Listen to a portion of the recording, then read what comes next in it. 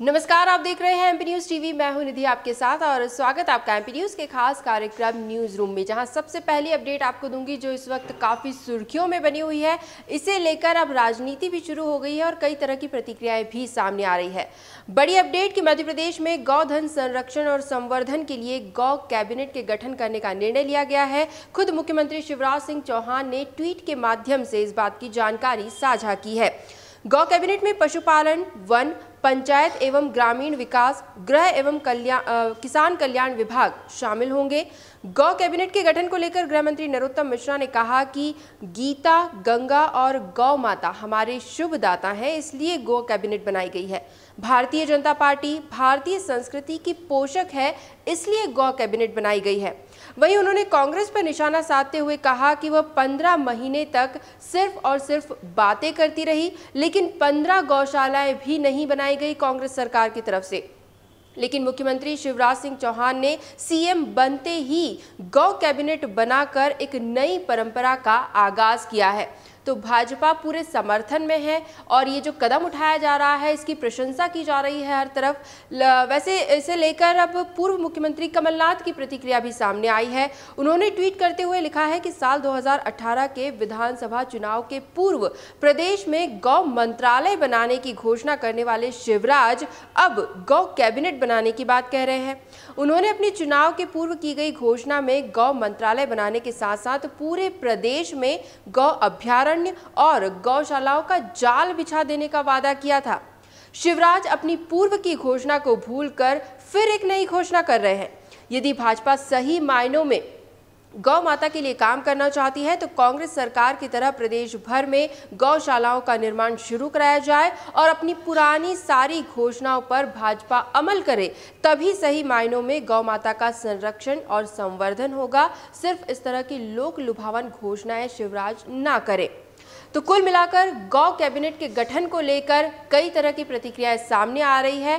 वैसे एक तरफ देखा जाए तो इस कदम को लेकर इसे एक सराहनीय कदम माना जा रहा है और चारों तरफ इसकी प्रशंसा भी हो रही है। हालांकि ये कितना असर मध्य प्रदेश में दिखा पाती है, ये कैबिनेट क्या बदलाव देखने को मिलते हैं, ये देखना भी दिलचस्प होगा। हम बढ़ेंगे अगली अपडेट की तरफ। न्यूज रूम में आगे बढ़ते हैं। आपको बता दें, मंत्रिमंडल विस्तार के साथ साथ अब निगम मंडल में भी नियुक्तियों का दौर जल्द ही शुरू होगा। इसमें संगठन के लिए समर्पित कार्यकर्ताओं सहित विधानसभा चुनाव में हारे हुए नेताओं को भी एडजस्ट किया जाएगा।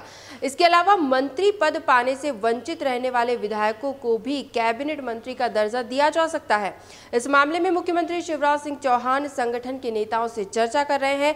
गौरतलब है कि सिंधिया समर्थकों को एडजस्ट करने के फेर में भाजपा के कई सीनियर विधायक मंत्री बनने से वंचित रह गए थे। अब संगठन इन नेताओं को भी महत्व देना चाहता है। इसके अलावा जातिगत गणित की ओर भी ध्यान दिया जा रहा है। कुछ और नेताओं को भी साधने की कोशिश की जा रही है। तो कुल मिलाकर निगम मंडल और आयोग के साथ ही विकास प्राधिकरण में भी नियुक्तियां की जाएंगी। अगली अपडेट जबलपुर से। जबलपुर में नारकोटिक्स कंट्रोल ब्यूरो एनसीआरबी ने बड़ी कार्रवाई को अंजाम दिया है। एक ट्रक से 878 किलो गांजा की खेप पकड़ी गई है। साथ ही 3 तस्कर गिरफ्तार भी किए गए हैं। मुखबिर की सूचना पर जबलपुर के बरेला थाना क्षेत्र के अंतर्गत इस बड़ी कार्रवाई को अंजाम दिया गया। एनसीआरबी को सूचना मिली थी कि छत्तीसगढ़ पासिंग ट्रक गांजे की बड़ी खेप लेकर जबलपुर से गुजरने वाला है, जिसके बाद तुरंत कार्रवाई करते हुए बरेला टोल नाके के पास चेकिंग लगाई गई और चेकिंग के दौरान पुलिस ने इस ट्रक को जब्त किया। तो जबलपुर में एक बड़ी कार्रवाई। अगली अपडेट, मध्य प्रदेश में कई स्थानों पर कोरोना संक्रमण के मामलों में बढ़ोतरी हुई है। वहीं देश की राजधानी दिल्ली में भी कोरोना को लेकर हालात गंभीर हैं। केंद्र को प्रस्ताव भेजा गया है, एक बार फिर दिल्ली में लॉकडाउन लग सकता है। इसी को लेकर अभी बातचीत की जा रही है। जो एक बार फिर लॉकडाउन को लेकर जो सुगबुगाहट शुरू हुई है और लोग असमंजस में हैं कि कहीं ऐसा ना हो कि फिर से लॉकडाउन लग जाए। मध्य प्रदेश में भी कुछ स्थान ऐसे हैं जहां पर लगातार संक्रमण के आंकड़े जो है वो बढ़ते जा रहे हैं। तो ये जो तमाम अटकलें हैं उनके बीच गृह मंत्री नरोत्तम मिश्रा ने ये स्पष्ट कर दिया है कि फिलहाल मध्य प्रदेश सरकार की ऐसी कोई भी योजना नहीं है, कोई भी प्रस्ताव नहीं है।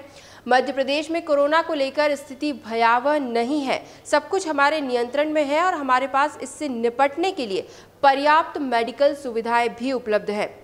गौरतलब है कि सर्दी के मौसम में विशेषज्ञों ने कोरोना के संक्रमण के बढ़ने का दावा किया था, जिसे लेकर प्रशासन ने इससे निपटने की तैयारियां शुरू कर दी है। सैंपलिंग बढ़ा दी है, जो मेडिकल सुविधाएं हैं उनका जायजा लिया जा रहा है कि वे प्रॉपर है या नहीं, और साथ ही साथ मोबाइल क्लिनिक्स जो है उनकी यूनिट्स भी बढ़ाई जा रही है। डोर टू डोर सर्वे भी वापस से शुरू किया जा रहा है। तो प्रशासन पूरी तैयारियां कर रहा है कि अगर सर्दी के मौसम में संक्रमण बढ़ता भी है तो उससे किस तरह से निपटा जाएगा। आंकड़ों की बात करें तो कोरोना संक्रमण के आंकड़े क्या कुछ कह रहे हैं। संचालनालय स्वास्थ्य सेवाएं भोपाल द्वारा कल शाम जो बुलेटिन जारी किया गया उसके मुताबिक जो आंकड़े सामने आए हैं वो हम आपसे शेयर करते हैं। इंदौर में 178 नए मामले सामने आए, कुल 35,861 अब तक हो चुके हैं। 2 मरीजों की मौत हुई, वहीं 149 मरीज स्वस्थ भी हुए हैं। एक्टिव केसेस अगर देखें तो 1943 इंदौर शहर में बने हुए हैं। राजधानी भोपाल की अपडेट 207 नए, कुल 27,891 हो चुके हैं। 1 मरीज की मौत हुई है तो 217 मरीज स्वस्थ भी हुए हैं। इसी तरह पिछले 24 घंटों में जबलपुर 48, ग्वालियर 55, खरगोन 8, सागर 19, उज्जैन में 10 नए केसेस, नरसिंहपुर 5, होशंगाबाद 9, शिवपुरी 19, रीवा 37, रतलाम में 26 और बैतूल में 13 नए कोरोना पॉजिटिव पाए गए हैं। तो एमपी न्यूज़ के न्यूज़ रूम से फिलहाल यही अपडेट्स। लगातार और भी खबरें और भी जानकारियां हम आप तक जरूर पहुंचाते रहेंगे। बस आप बने रहिए हमारे साथ, देखते रहिए एमपी न्यूज़। धन्यवाद। एमपी की नब्ज, एमपी का हाल, मध्य प्रदेश की हर खबर एमपी न्यूज़ टीवी के साथ। लगातार खबरों के लिए सब्सक्राइब करें हमारा YouTube channel MP news TV. Latest updates के लिए बेल आइकन दबाना जरा भी न भूलें।